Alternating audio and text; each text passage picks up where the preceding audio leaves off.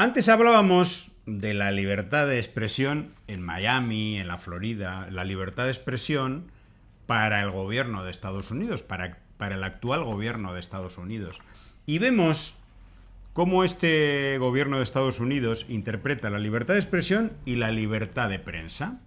Porque hace unos días, ¿se acuerdan que en el anterior programa hablábamos de El Necio, este influencer, comunicador en redes sociales, cubano, joven cubano, que denunciaba a través de una serie de vídeos y de fotografías y de mensajes en sus cuentas, denunciaba que los funcionarios de la Embajada de Estados Unidos en La Habana se colaban literalmente en la gasolinera para diplomáticos y acaparaban el combustible asignado de manera racionada por el gobierno cubano, en cumplimiento de las convenciones internacionales que asigna a las distintas embajadas. En esta circunstancia de bloqueo petrolero provocado por ellos, bueno, pues ellos se roban, se acaparan el combustible. Pues parece ser que esta declaración o esta denuncia no les ha sentado muy bien y ahora la han sancionado.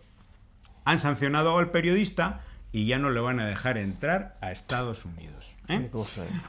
Y dice El Necio, él es Pedro Jorge Velázquez. Pero bueno, es conocido, aunque El Necio realmente es un equipo comunicacional, pero bueno, él se le conoce por El Necio. Dice: Estados Unidos me impone una sanción por el ejercicio del periodismo. Soy un joven cubano común. Hace 5 años realizo mi trabajo a través de las redes, sin vínculo laboral con el Estado cubano. Actualmente no trabajo en medios de prensa ni instituciones estatales.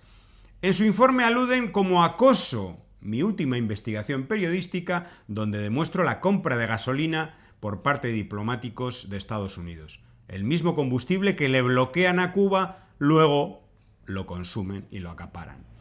La sanción me es irrelevante. Yo nunca he tenido ni he pedido visa para entrar a Estados Unidos, ni se me ha pasado por la cabeza visitar ese país con tanta belleza en América Latina y tanto humanismo en los barrios de mi país, Cuba.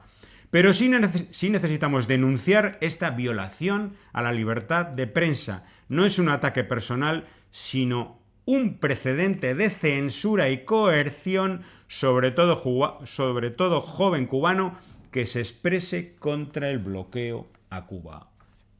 ¡Viva la libertad de prensa! Ahí está un ejemplo más que cuando la narrativa va en dirección a seguir moldeando las mentes de los pueblos, y esa narrativa se encuentra de forma sencilla y de forma natural a algo contrario, a un mensaje contrario y a una demostración de la falsedad y de la hipocresía y el cinismo de esas que llevan esas narrativas, pues entonces viene esto. Y hablan de libertad. O sea, pero siempre que convenga a los intereses imperiales, si no conviene, pues se toman medidas. Son hipócritas, que son cínicos, son mentirosos.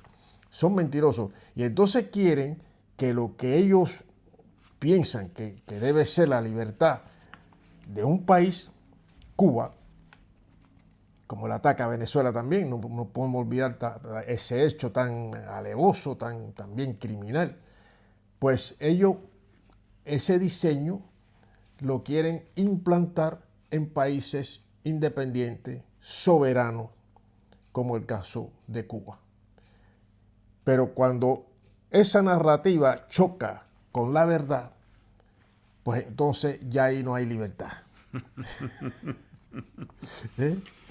Esto es un caso, vamos, de cinismo, de hipocresía a nivel máximo. Absoluto. A ver lo que dicen todos estos defensores de Trump, nacidos en Cuba ahora, sobre la libertad de prensa.